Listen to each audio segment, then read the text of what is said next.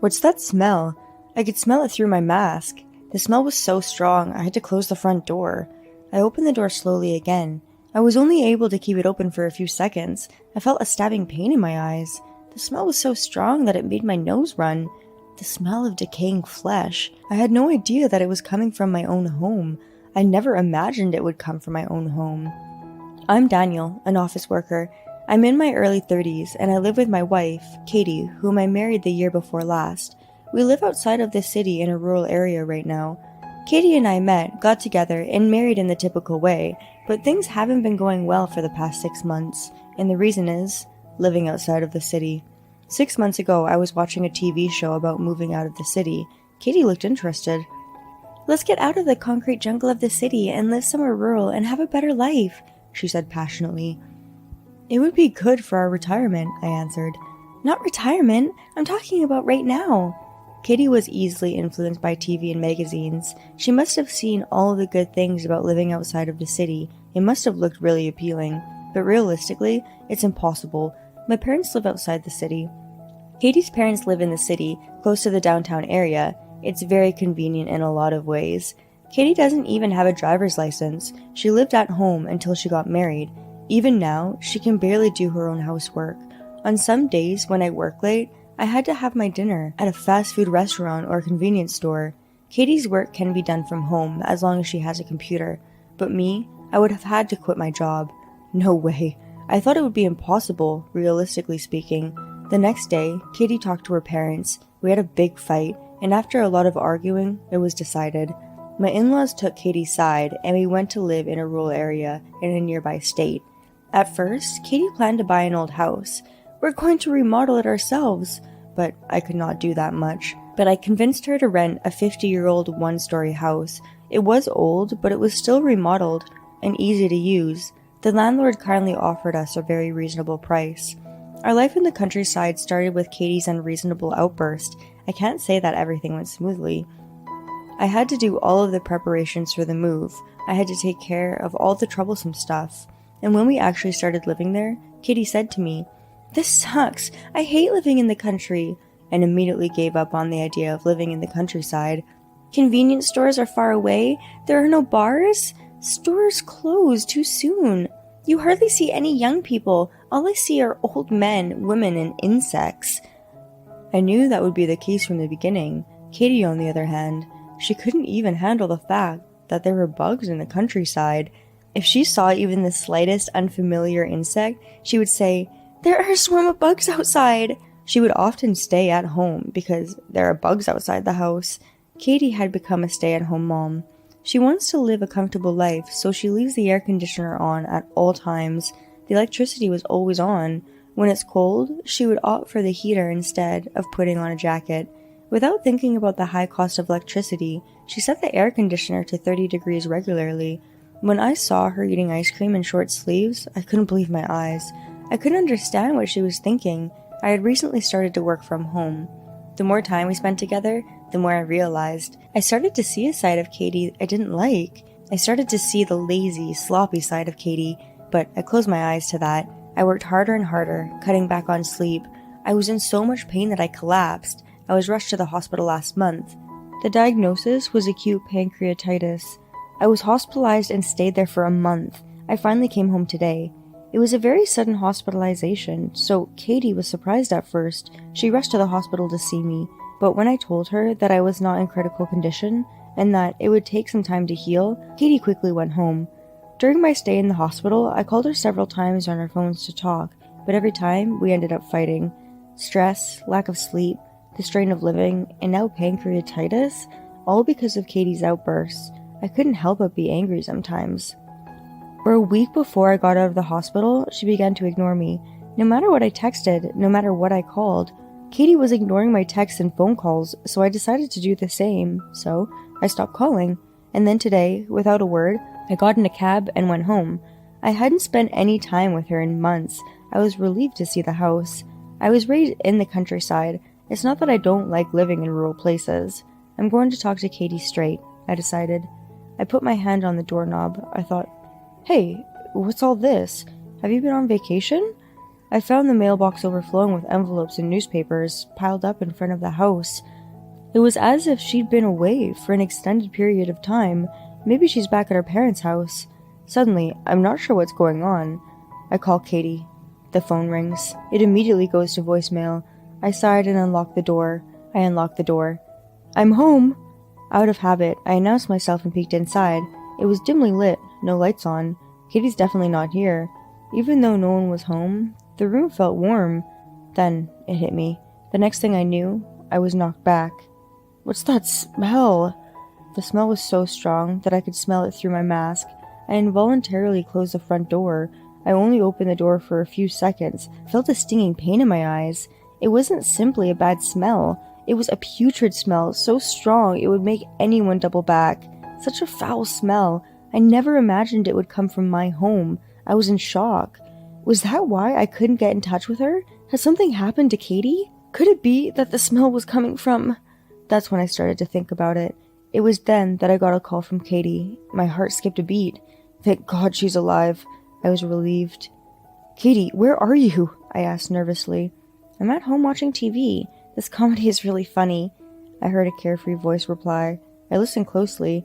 I hear the sound of the TV playing behind my wife. Wait, whose house are you even in?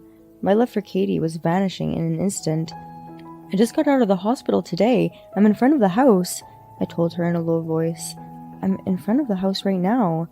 I hear a rattling sound, like she's moving somewhere quickly, and then I heard a clattering sound like a lock being opened. I thought maybe she opened the front door.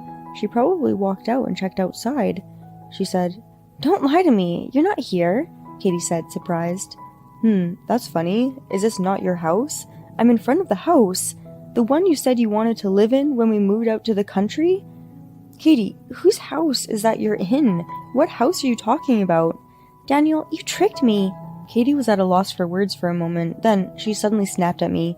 I'm at my parents' house. You're not home, so nobody would do the chores. If you were at your in-laws' house, you wouldn't be in such a panic. I had an idea.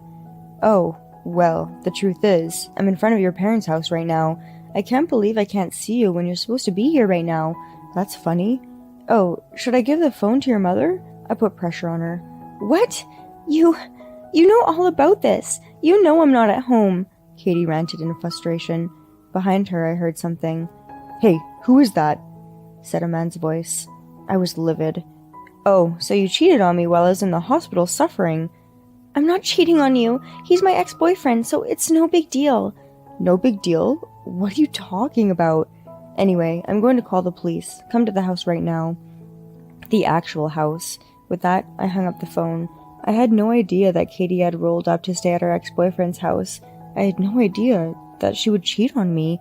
I was disappointed, but it wasn't as bad as I originally thought. But still, if it wasn't Katie who was responsible for the putrid smell, if it wasn't Katie, then what was that smell? It wasn't just food scraps that had gone bad. A little food scraps rotting doesn't smell like that.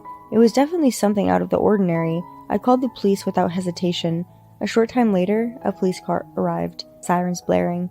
I thought it was just one car coming, but then more and more police cars arrived. Eventually, there were 5 police cars. A lot of policemen got out of the car. The situation had escalated more than I imagined. The policemen, too. As soon as they smelled the house, they had a stern look on their faces. It's a putrid smell, they said bluntly. We may need backup, and they started radioing for backup. In addition to the regular police cars, there were specialized vehicles pulling in. I didn't even know the name of these units. The neighbors heard the commotion too. Some came outside to watch. Some were watching from a distance. Even the landlord came to the house. Only Katie hadn't come yet. I was in the police car with my elderly landlord. I was allowed to stay in the police car as they investigated. The police officers entered in their special protective gear. They went inside. I think they were inside for only a few minutes. One of the officers came back. He explained the situation to me. It's a civet. There was a dead civet inside. A civet? Wasn't there some cases in the news about civets? I knew the name, but I didn't know what it was exactly. The landlord seemed to recognize it right away. Ah, she started to explain. A civet is a long, thin, raccoon-like animal with a white face. They are usually a little bit bigger than a cat. They are good at climbing trees, and they can get into attics. They often make their way into attics and take up residence in houses.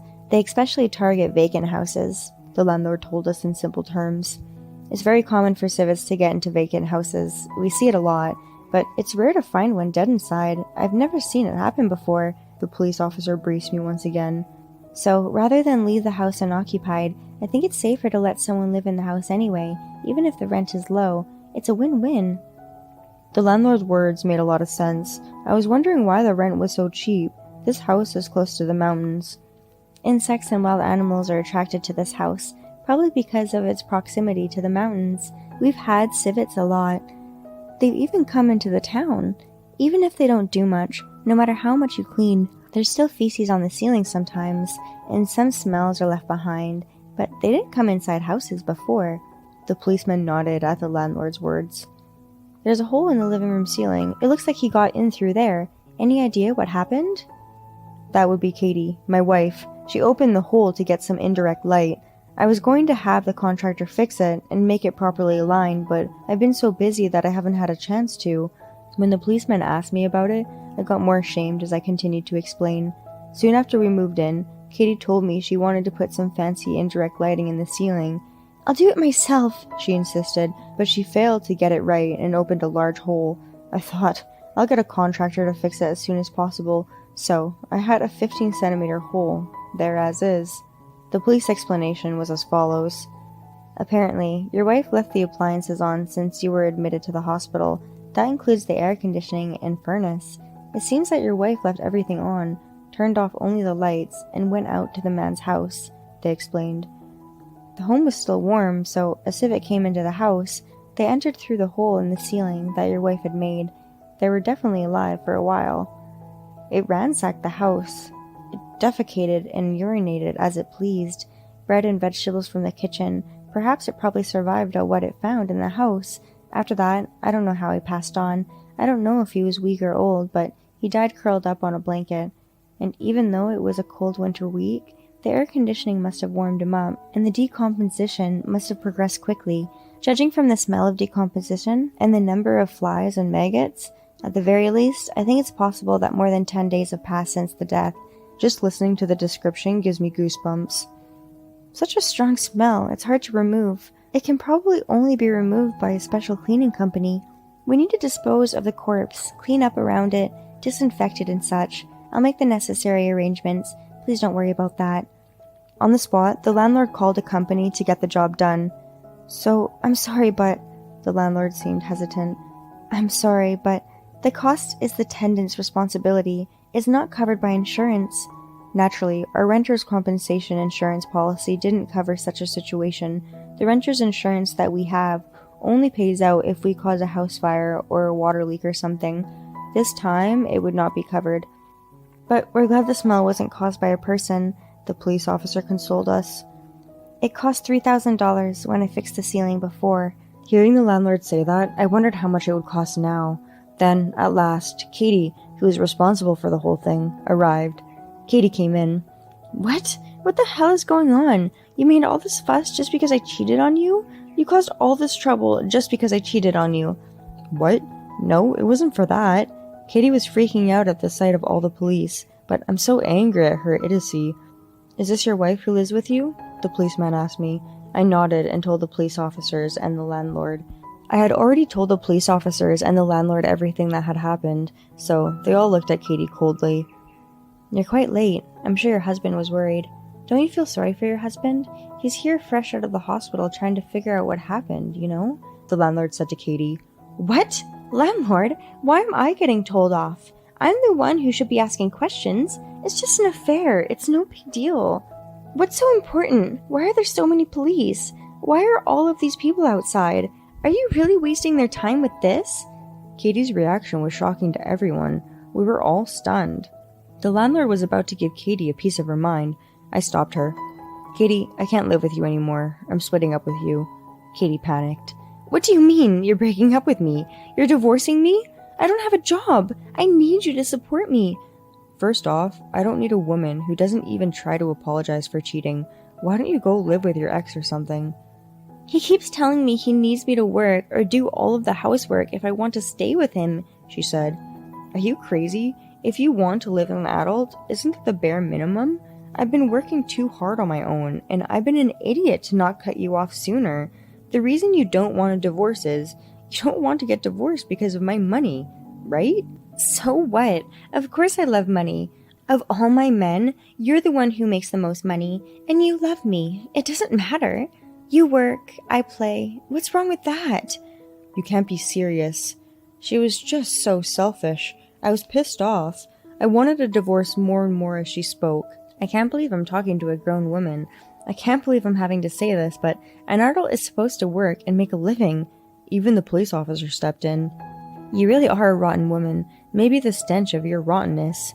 It attracted the civet, says the landlord, making a small, not-so-funny joke. It's not funny, but it's strangely refreshing. Katie, just go turn off the air conditioner. I give up talking it over with Katie. I just point to the front door of the house. There was no point in talking. I wanted to show her what she had done. You left the air conditioner on. You left it on and you went out. Go turn it off. Then we can talk. I had no intention of changing my mind, but she needed to see what she did. All right, I'll do it. And so, the policemen opened up a path. They make room and let my wife through. A few seconds later, I heard my wife screaming, "Bugs! Bugs! Bugs!" with tears in her eyes, and hunched over. Katie crawled out, shaking and trembling. So, did you turn off the air conditioner? Of course not! There was no way I could touch that thing.